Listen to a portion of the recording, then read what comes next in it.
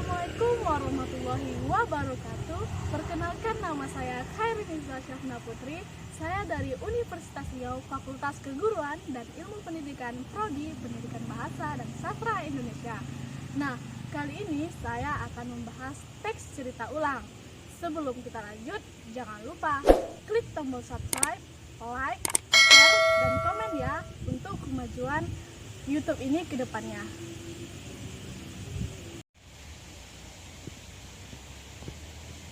Teks cerita ulang merupakan sebuah teks yang menceritakan pada pembaca mengenai sebuah cerita aksi atau aktivitas yang terjadi di masa lalu.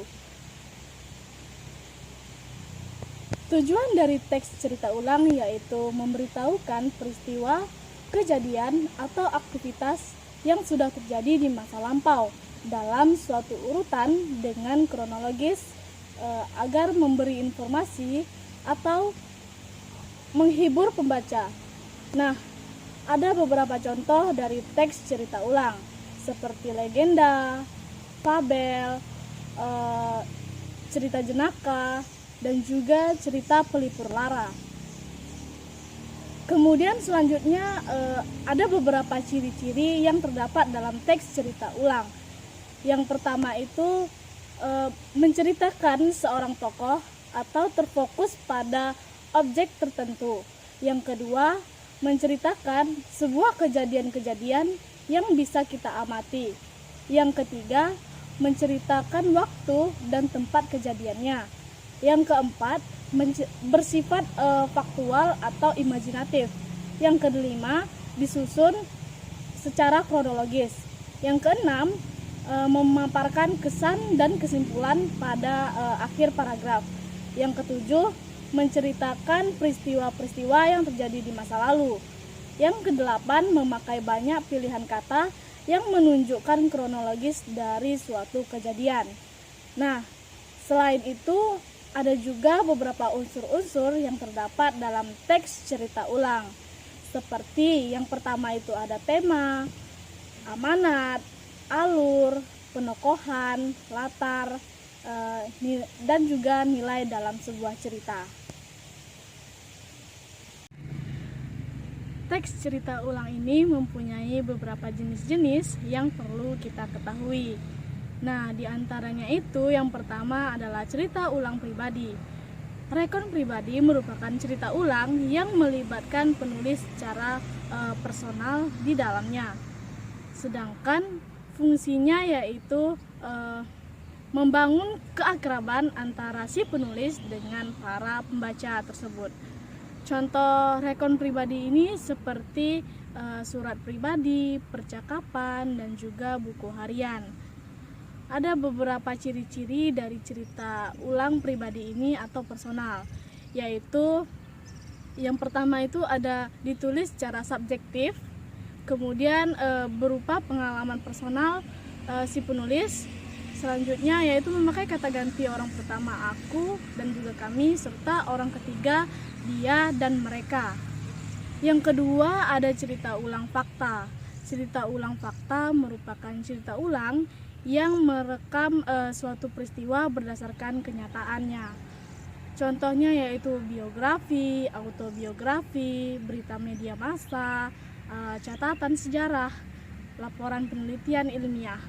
Nah, cerita ulang fakta ini mempunyai beberapa ciri-ciri yang mendasar, seperti yang pertama itu penulisan waktu dilakukan secara detail agar memudahkan si pembaca memahami urutan suatu peristiwa tersebut. Yang kedua, pendeskripsian fakta dilakukan secara detail agar menyediakan informasi yang semakin lengkap. Yang ketiga, akhir dari cerita ulang bisa diketahui dari hasil aktivitas atau kejadian. Yang ketiga ada cerita ulang imajinasi atau cerita ulang imajinasi ini merupakan cerita ulang yang diciptakan berdasarkan pengalaman imajinasi. Contohnya cerita ulang imajinasi seperti ini seperti cerpen, kemudian novel. Nah, ciri-ciri dari teks cerita ulang imajinasi tersebut diantaranya adalah yaitu memakai gaya bahasa tertentu. Yang kedua, berdasarkan pengalaman atau imajinasi dari si penulis. Nah, selanjutnya ada beberapa struktur dari teks cerita ulang yang harus kita ketahui dan juga perhatikan. Di antaranya yang pertama itu judul. Judul merupakan struktur teks cerita ulang yang harus menggambarkan keseluruhan dari sebuah cerita tersebut. Yang kedua yaitu orientasi atau pengenalan.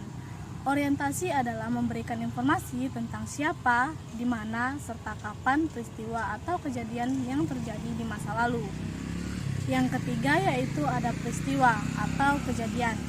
Peristiwa merupakan rekaman peristiwa yang terjadi dan biasanya disampaikan dalam urutan kronologis seperti pada hari pertama, pada hari berikutnya, dan pada hari terakhir, dan lain sebagainya. Di bagian event ini juga biasanya ada komentar pribadi tentang peristiwa atau kejadian yang diceritakan. Yang keempat itu ada reorientasi atau pengulangan pengenalan. Reorientasi merupakan pengulangan pengenalan yang ada pada orientasi. Pengulangan itu merangkum rentetan peristiwa, kejadian, atau kegiatan yang diceritakan. Yang kelima ada penutup. Nah, penutup ini merupakan struktur teks cerita ulang yang menjelaskan tentang kesimpulan, kesan, dan juga rekomendasi yang menuju ke si pembaca oleh si penulis. Selanjutnya kita akan membahas kaidah kebahasaan dari teks cerita ulang. Nah, ini adanya menggunakan penggunaan konjungsi subordinatif dan verba tingkah laku. Penjelasan tentang penggunaan konjungsi subordinatif dan verba tingkah laku seperti yang pertama itu memakai kata yang menunjukkan apa, siapa, kapan, di mana, dan bagaimana.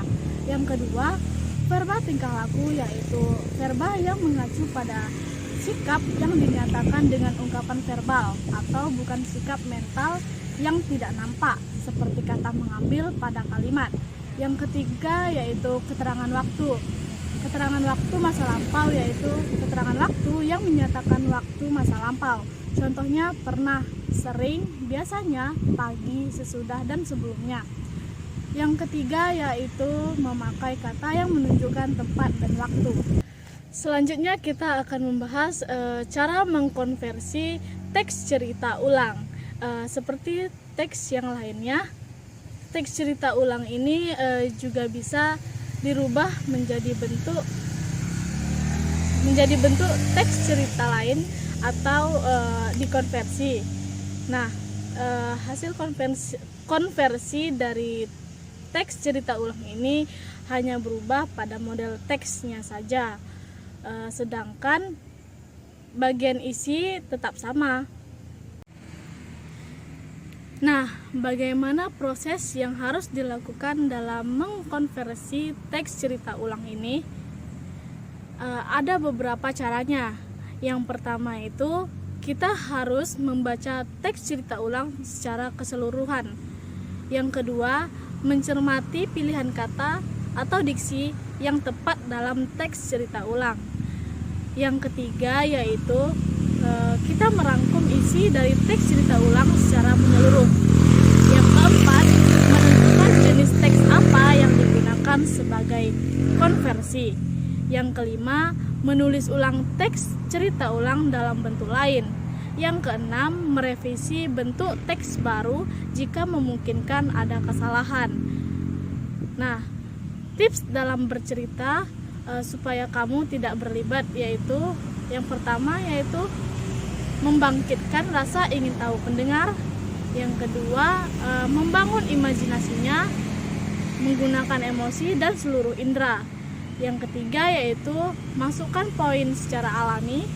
Yang keempat, mengikutkan pendengaran dalam cerita. Yang terakhir yaitu membantu pendengar berpikir.